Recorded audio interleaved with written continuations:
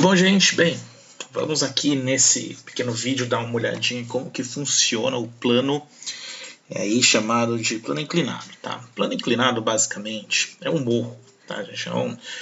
Você pode pensar o morro como um exemplo e vamos iniciar primeiro sem inclinação. Esse aqui é o caso de um objeto, pode ser uma caixinha aí, ela está apoiada sobre uma mesa, pode pensar que é seu livro, e não há inclinação, portanto o peso aqui, peso preto junto com a normal laranja, eles se cancelam para cima ou para baixo, mesma intensidade, o objeto tende a ficar parado, tá?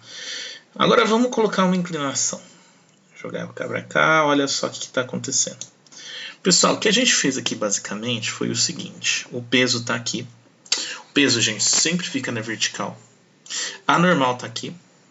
Por quê? Porque a normal, gente, ela sempre fica 90 graus da superfície de contato. Olha só. Então, normal aqui, superfície aqui. E agora, eu peguei o referencial aqui que segue o meu plano e dividi esse peso em duas componentes, em Px e em Py. Isso é a mesma coisa, gente, de eu dividir um número em dois outros números. Tipo, pegar 4 e transformar em 3 mais 1. Então, o que acontece, gente? Se eu somo esse cara que está reproduzindo mais esse cara, o que eu tenho como resultado? Eu tenho o peso de novo. Então, eu dividi em dois iguais. Vocês percebem que esse ângulo que está aqui é o mesmo ângulo que aparece aqui, tá, gente? Então, você tem Px e Py como sendo uma decomposição do vetor do peso, tá?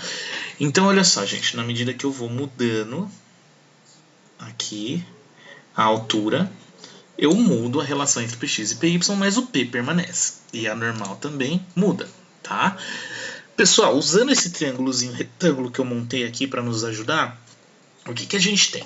A gente tem o seguinte, que o seno de θ, ou seja, esse ângulo eu chamei de θ, ele vai ser Px dividido por P. Por quê? Cateto oposto, aquele que não toca, dividido pela hipotenusa, que é o P. Fazendo isolamento, eu jogo o P para o outro lado, eu tenho que Px igual a P vezes seno de θ.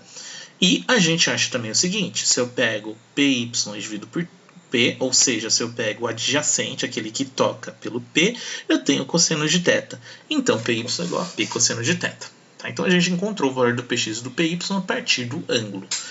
E, depois da decomposição, gente, vocês percebem que o N e o Py, eles estão alinhados e os dois se cancelam. Eles se cancelam justamente porque esse carinha aqui, ele não acelera nesse sentido, ele não afunda e ele nem está saindo, não perde contato. Portanto, o que sobra é o Px. Se o Px sobra, pessoal, se esse Px é o que sobra, ele é a força resultante. A força resultante é o resultado depois da soma de todos os seus vetores, tá? Nesse caso, as suas forças. Portanto, gente, você pode colocar aqui força resultante MA. O Px é P seno de θ, que é a força resultante. Vamos lembrar que o P é igual a mg, tá? Então, mg seno θ, que eu substituo aqui, é igual a m vezes a, que está ali em cima.